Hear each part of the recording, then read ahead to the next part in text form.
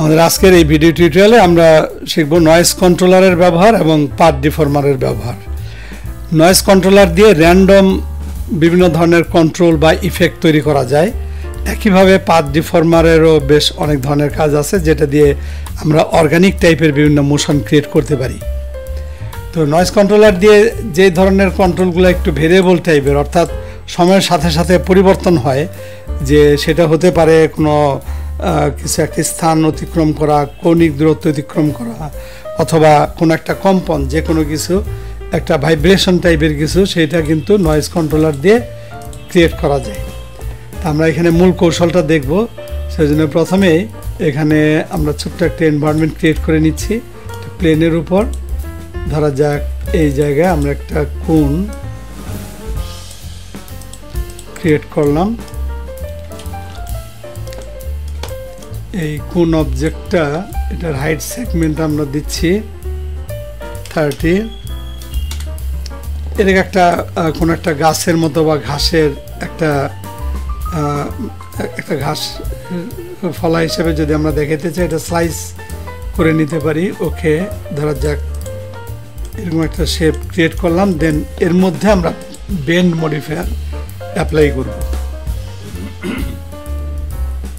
তো bend modifier apply করার ফলে এখানে লক্ষ্য করুন, বেন্ডের যে অ্যাঙ্গেল আছে, আমরা যদি সেই অ্যাঙ্গেলটা পরিবর্তন করি, মানে অ্যাঙ্গেলের মান যদি আমরা চেঞ্জ করি, তাহলে কিন্তু এটা আঁকাবাঁকা হবে।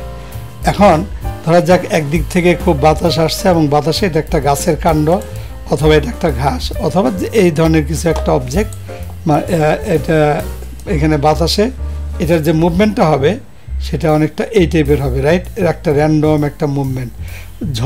ঝড়ো হাওয়া এরকম হলে হয়তো একদিকে এটা এরকম কাঁপতে থাকবে। এটা একটা নারিকেল গাছ বা তাল গাছ, এ ধরনের যে কোনো গাছ যদি হয়, হ্যাঁ, সেটা কিন্তু এইরকম একটা মুভমেন্ট হয়।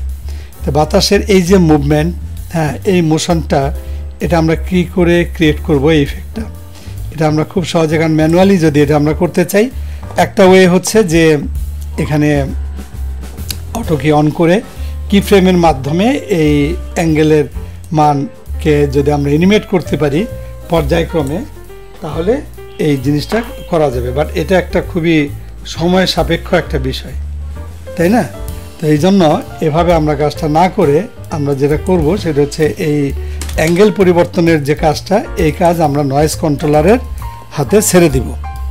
ওকে, তো আমরা এটা সিলেক্ট করব। দেন রাইট বাটন ক্লিক করে কার্ভ এডিটরে গিয়ে এখানে এই অবজেক্টটা, এই যে কোন অবজেক্টটাকে প্রথমে আমরা খুঁজে নিব। এই হচ্ছে আমাদের কোন অবজেক্ট। দেন এটাকে যেহেতু আমরা একটা মডিফায়ার অ্যাপ্লাই করেছি বেন্ড, সো মডিফায়ার অবজেক্ট থেকে বেন্ডের মধ্যে এখানে রয়েছে অ্যাঙ্গেল। এই অ্যাঙ্গেলটাকেই কন্ট্রোল করা হবে। অ্যাঙ্গেলের উপরে রাইট বাটন ক্লিক করে এখানে যে পপ আপ কোয়াড মেনু, এর মধ্যে থেকে অ্যাসাইন কন্ট্রোলারের মধ্যে এখানে আছে নয়েজ ফ্লোরটা সিলেক্ট করে ওকে করা হলো। ওকে কমান্ডটা চুজ করা হলো। দেন এখানে দেখাই যাচ্ছে যে এখানে একটা গ্রাফ, যেটা একটা কম্পনের মতো একটা গ্রাফ আমরা দেখতে পাচ্ছি। তার একটা ফ্রিকোয়েন্সি রয়েছে, একটা স্ট্রেংথ রয়েছে। এই পর্যায়ে যদি প্লে করা হয় তাহলে দেখা যাবে যে এটা কিন্তু কাঁপছে। বাট আমরা যদি স্ট্রেংথটা বাড়িয়ে দিই, তাহলে এই কম্পনের পরিমাণটা ভালো বোঝা যাবে। স্ট্রেংথটাকে বাড়িয়ে দেওয়া হলো। লক্ষ্য করুন, এখন কিন্তু এটা বেশ কাঁপাকাঁপি করছে, বাট এটা একটু অনেক বেশি দ্রুত হয়ে গেছে। এটার কারণ হলো ফ্রিকোয়েন্সি। তো আমরা ফ্রিকোয়েন্সির মানটা যদি কমিয়ে দেই, ফ্রিকোয়েন্সির মানটা কমালে এখন এটা যেভাবে কাঁপছে, খেয়াল করুন, এটা আমরা বলতে পারি যে এটা কোনো একটা বাতাস যদি হয়, যে কোনো ঘাস বা গাছে বাতাসের একটা ইফেক্ট, এরকম কিন্তু একটা ইফেক্ট আমরা দেখতে পাই, রাইট? আর যদি এটা একটা ঝড়ো হাওয়া টাইপের কিছু হয়, তাহলে কিন্তু সেটা একই দিকে হয়তো হেলে পড়বে গাছগুলো।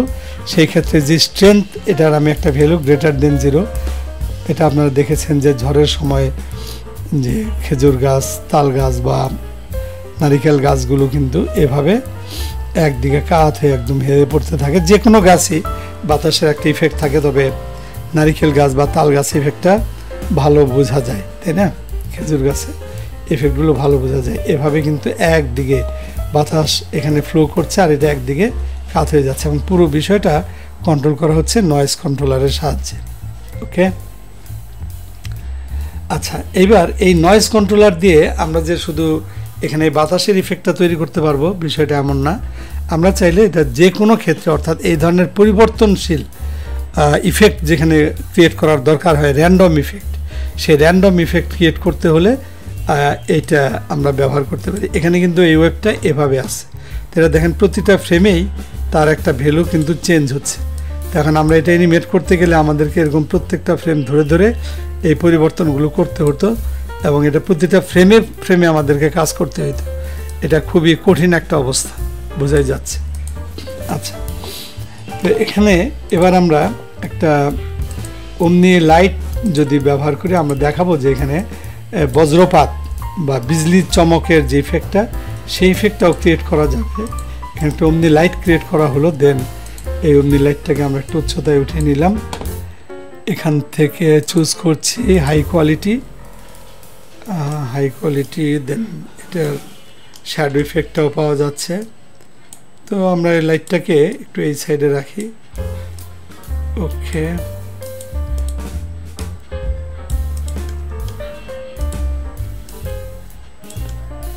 এই হচ্ছে আমাদের লাইট।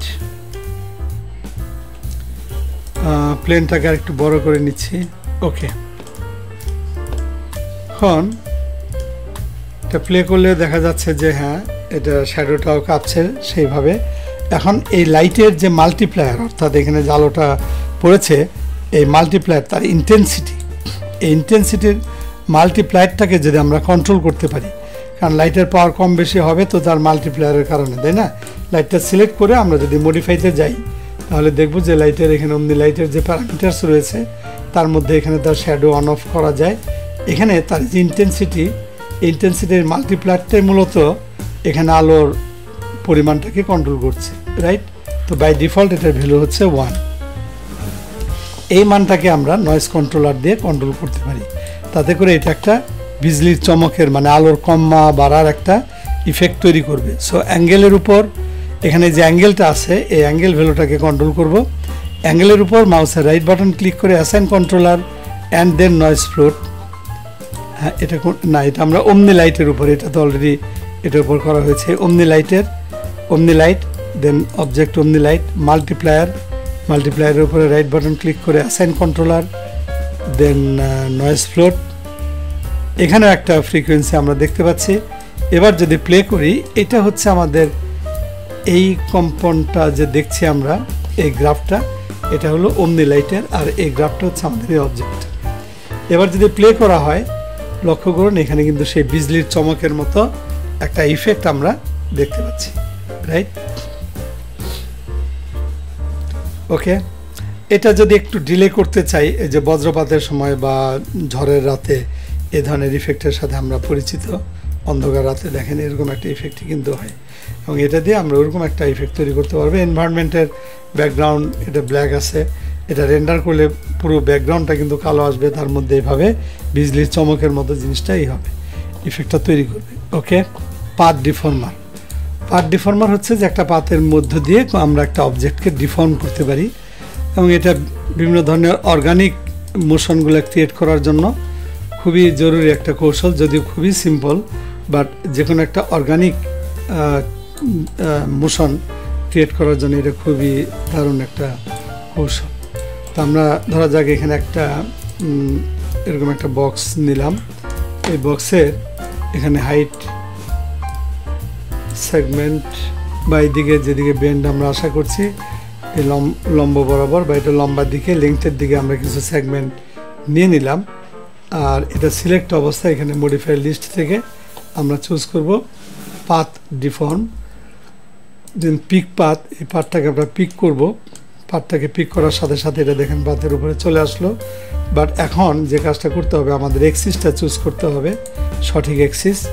এখানে আমরা এক্সিসটা চুজ করব, আর এটা লক্ষ্য করুন, এটা এখানে এক্সিসটা চুজ করার ফলে আমি যে পার্সেন্টেজ দেখি এটা কিন্তু এভাবে যাচ্ছে। বাট এটাকে আমরা একটু রোটেশন দিতে চাচ্ছি, যদি 90 ডিগ্রি রোটেট করি তাহলে এটা ঠিক যেভাবে আমরা আশা করেছি সেইভাবে পাথের সাথে লক্ষ্য করুন, পাথের সাথে এটা শেপটা কিন্তু সে অ্যাডজাস্ট করলো। আর মুভ টু পাথ এই কমান্ড দিলে ঠিক পাথের উপরে চলে যাবে। পাথের কালারটা একটু চেঞ্জ করে দিচ্ছি যেন দেখা যায়, এটা হোয়াইট কালার করে দিলাম। এই এবার যদি আমরা এটা লক্ষ্য করি তাহলে দেখেন যে এটাকে আমরা পাথ পার্সেন্টেজ দিয়ে এমনভাবে অ্যানিমেট করতে পারি যে এই অবজেক্টটা সেই আঁকা বাঁকা পাথের মধ্যে দিয়ে কিন্তু যাচ্ছে। এটা খুব সিম্পল একটা অর্গানিক মোশন সে ক্রিয়েট করেছে এবং এটা দিয়ে আমরা অনেক ধরনের মুভমেন্ট তৈরি করতে পারি, যেমন একটা মাছের মুভমেন্ট পানির মধ্যে, অথবা যেমন অন্য ক্ষেত্রে আমরা প্রোডাক্ট মডেলিংয়ের ক্ষেত্রে এখানে যদি কোনো একটা ধরেন একটা প্রোডাক্ট থাকে, ধরা যাক বোতল আছে, বোতলের গায়ে আমরা এখানে একটা লেবেল পেঁচিয়ে দিব, এই কাজটাও কিন্তু আমরা এটা দিয়ে করতে পারবো। এটা একটা অ্যাসাইনমেন্ট হিসেবে থাকলো, আপনারা এটা দিয়ে একটা অ্যাকোয়ারিয়ামের মধ্যে মাছের মুভমেন্টের একটা ইফেক্ট তৈরি করবেন। সেই সাথে কেউ এটা ট্রাই করবেন যে একটা লেবেল, একটা বোতলের গায়ে একটা লেবেল পেঁচায় গেল, লেবেল, হ্যাঁ ধরেন এটা একটা বোতলের মধ্যে একটা মডেল তৈরি করলেন, এর মধ্যে একটা লেবেল, এর গায়ে এদিক থেকে এসে একটা লেবেল প্যাচ দিল, প্যাচ দিয়ে এটার গায়ে বসে গেল, এই ইফেক্টটা কী করে তৈরি করবেন, তো এটা আপনারা ট্রাই করে দেখতে পারেন। ওকে, তো আজকে এই পর্যন্তই। খুবই সিম্পল দুইটা কৌশল, বাট এই দুইটা কৌশলের কাজ কিন্তু অনেক ব্যাপক। আমি মূল কৌশলগুলো সংক্ষেপে আলোচনা করলাম। আশা করি এগুলো দিয়ে আপনারা বিভিন্ন ধরনের প্রজেক্ট চিন্তা করবেন। এবং এখানে একটা project creating an animated fish with realistic swimming motion, এই প্রজেক্টটা, এই কাজটা আপনারা করবেন এবং হোয়াটসঅ্যাপে এটা আপনারা পোস্ট করে রাখবেন। আমরা এটা নেক্সট ক্লাসে এই বিষয়গুলো দেখব। তো আজকে এ পর্যন্তই থাকবে। ধন্যবাদ সবাইকে।